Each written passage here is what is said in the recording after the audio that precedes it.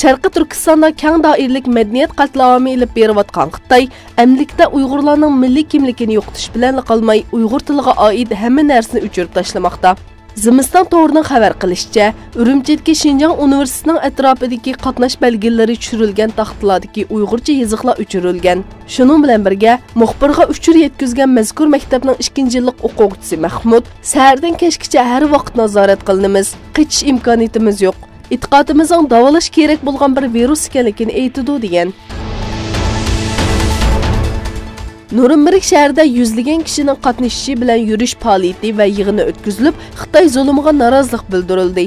Alibuz va boshqa turk ommaviy tashkilotlarning tirishchanligi natijasida 29 dekabr shanba kuni o'tkazilgan yig'inda barliq turk millatlari o'z bayroqlari bilan qatnashib, Uyg'ur qarindoshlari bilan birlikda ekanligini namoyon qildi. Shuning bilan birga Turk ojoqlari Chankiri sho'bisi va ma'murlar uyushmasi Chankiri boshqarmasi a'zolari Xitoyning Uyg'urlar ustida ilib berayotgan kishilik huquq tajovuzchiliklariga norozilik bildirish uchun yurish faoliyati o'tkazdi.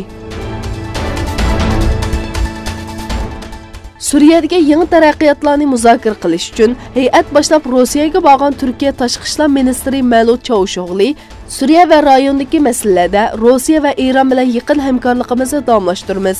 Butkul terrorlik tashkilotlarining Suriya zaminidan tozalanishi masalasida o'rtaq irodamiz bor dedi. Fransiyada seriq jildliklarning faoliyatlari 7-haftada davomlashmoqda. Faoliyatlarda zo'ravonlik voqealarining oldingi haftalarga qaraganda ozishi diqqat tortmoqda.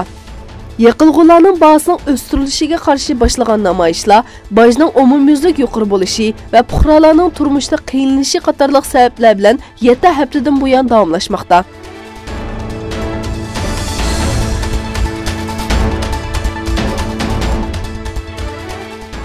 Saudiya Arabistonning Yamanda urush qilish uchun Darfurdan pul orqali yiqqan bolalarni ishlatganligi aytilmoqda. New York vaqt gazetining xabar qilishicha, Riyod hukumatining Sudanning qonliq Darfur to'qinishidan saq qutilgan bolalarga Yamanda urush qilish uchun $10,000 berganligi o'tirg'i chiqqan.